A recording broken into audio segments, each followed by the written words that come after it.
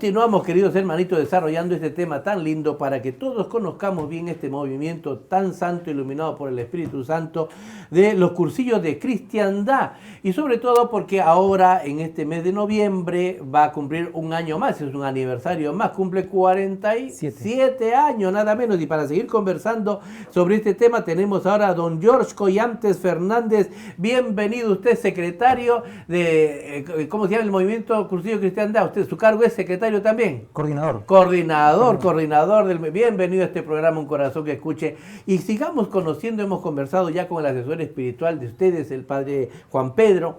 Y ahora quisiera conversar un poquito sobre... Había hablado algo con el padre Juan Pedro sobre la historia, pero me encantaría que ahonde usted un poco sobre cómo nace, ante qué circunstancias. Comentábamos fuera de cámaras que después de la guerra civil y también después de la guerra mundial, muchas mujeres, mucha gente quedó desamparada porque la guerra, pues comenzaron a matar miles de sacerdotes, obispos, comenzaron a quemar iglesias, conventos, el odio a la fe, pues que se daba del 36 al 39.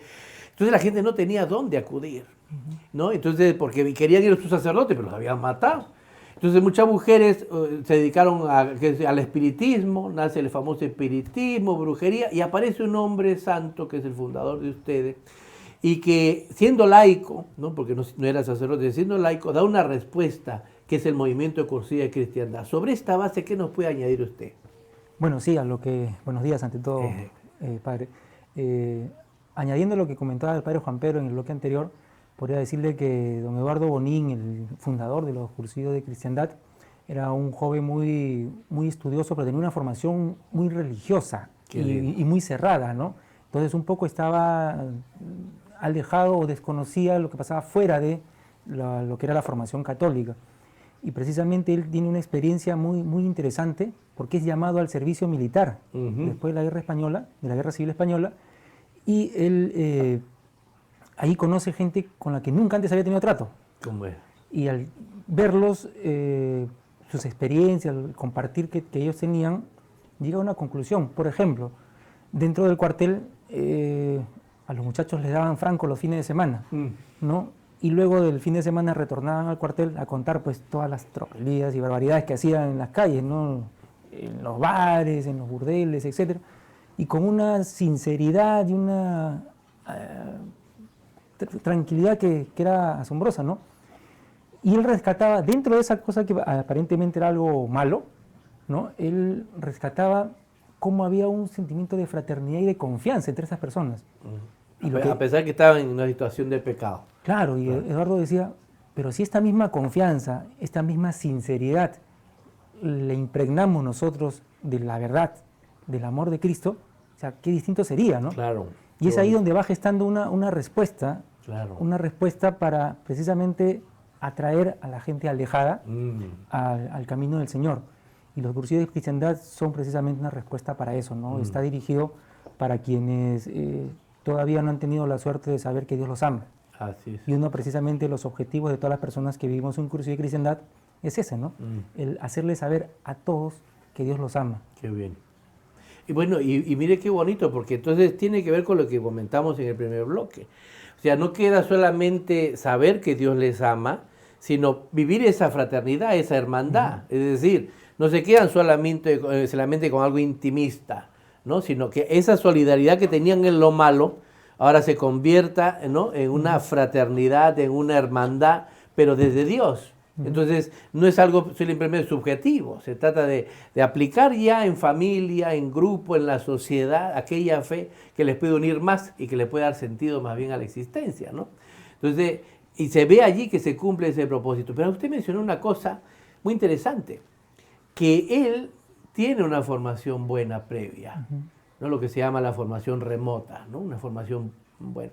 Eso significa que las matanzas que hubo a los sacerdotes, a los religiosos, religiosas, obispos y todo en la guerra civil, y que termina el 39, ¿no? Y de ahí ya había pasado la Primera Guerra Mundial y se gestaba la Segunda, era odio a la fe, porque estaban formando bien a los laicos, ¿no? Estaban formando, porque él es fruto de esa formación, ¿no? Y entonces él ahora quiere transmitir esa formación que él ha recibido. Y veo allí la importancia del cursillo de cristiandad. Es decir, no quererse quedar con lo aprendido, sino quererlo compartir para que los demás lo lleven. Y eso es lo que se llama la evangelización. Y es lo que necesitamos hoy, la nueva evangelización. Nuestra nueva evangelización, salir, ya Santo Domingo de Guzmán decía, y después lo desarrolla Santo Tomás de Aquino, ¿no? Contemplar a Dios y anunciar lo contemplado. ¿Qué nos podría decir usted respecto a los cursillos de cristiandad sobre este mensaje? Mire, efectivamente, el cursillo lo que pretende son dos cosas, ¿no? En principio, una conversión propia, y a partir de esa conversión propia, de la experiencia de tener el encuentro con Cristo, salir o retornar, en todo caso, al ambiente de donde nos llamó el Señor, sea el estudio, el trabajo, el comercio, lo que fuere, del lugar donde salimos para vivir un cursillo, retornar al mismo lugar, pero con una perspectiva distinta, con un mensaje distinto. Hombres nuevos. Exacto, y a partir de ahí, a través de nuestro testimonio de vida, evangelizar los ambientes, ¿no? Claro. O sea, fermentar de evangelio los ambientes es la forma como lo expresamos nosotros en los cursillos. Qué importante. Y mire, usted ha hablado de una palabra clave, ¿no? Ya con el padre Juan Pedro estábamos viendo cómo hubo una distorsión en los cursillos, en los rollos que ustedes recibían en un tiempo, y que gracias a Dios esto se detectó a tiempo, y por eso que el llamado del Papa a volver a las fuentes, ¿no?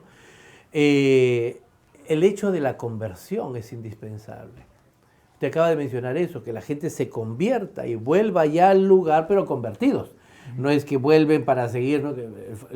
Lo que siempre a veces personas dicen, Dios perdona todo, y ahí sí lo perdona, pero llama a la conversión.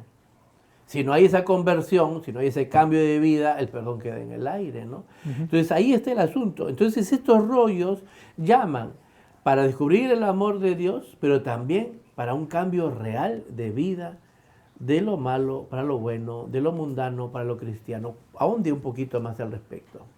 Sí, nosotros el mensaje que transmitimos, procuramos que no se quede en nosotros, ¿no?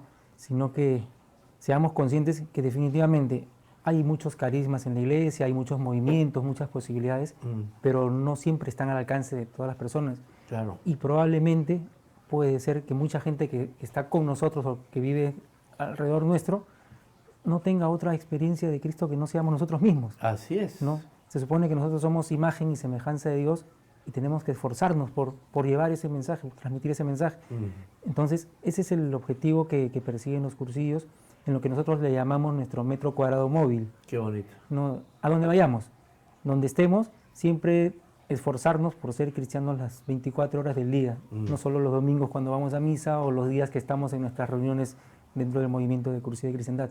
Claro. Y de verdad que es una labor muy difícil, el mundo te jala, te atrae, pero también es muy reconfortante saber que sí se puede, ¿no? Claro. Sobre todo haciendo el camino en compañía a través de las pistas de perseverancia que el propio movimiento nos ofrece.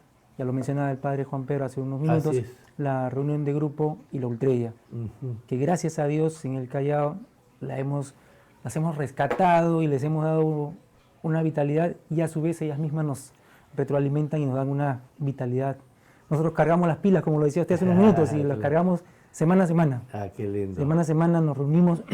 Ahora estamos en La Perla, el local institucional, en el Girón España 047, y nos reunimos semana a semana pues, en nuestras ultrellas. Excelente. Para recargarnos las baterías y salir cada vez más animados. Y recargarse las baterías del Espíritu Santo, ¿no? De Dios, porque sin la gracia no podemos nada. Así es. Por más que hayan métodos, por más que lo quieran, sin la gracia de Dios no. Y eso es lo que me encanta, porque volver a la fuente, volver al fundador, significa volver al Espíritu Santo. Porque ese fundador, él está actuando movido por Dios. Entonces, volver no se le sigue a él, se le sigue al Espíritu Santo que él anunciaba, ¿no? Porque al único que seguimos a Jesucristo, y los fundadores son los medios que nos llevan hacia Jesucristo, ¿no? Entonces, volver allí, eso es lo saludable, la gracia de Dios, ¿no? Ahora, esto que ustedes han experimentado, que en todo el movimiento, porque hemos hablado de la guerra española, en fin, ¿no? Llega al Callao, ya van a cumplir 47 años. Ahora, esta labor de apostolado ha dado sus frutos, porque si hemos estado hablando con el padre Juan Pedro, que es fruto del grupo de Cursillo de Cristiandad, ¿no? Él se ha formado ahí como laico y después llega a ser sacerdote. ¿Qué perspectivas, qué motivaciones tienen con la nueva evangelización como cursillo de cristiandad? Nosotros, sí, pues tenemos, surgen vocaciones, pero fundamentalmente el cursillo lo que busca es, más que ser un fin en sí mismo, es un punto de partida. Ajá, O sea, lo que buscamos, lo que buscan los cursillos es que la libertad del hombre ya, se encuentre con la gracia de Dios. qué lindo. Que a partir de ahí, pues cada uno en el ejercicio pleno de la libertad que mismo Dios nos concede, podamos enrumbar hacia donde el Espíritu Santo nos guíe.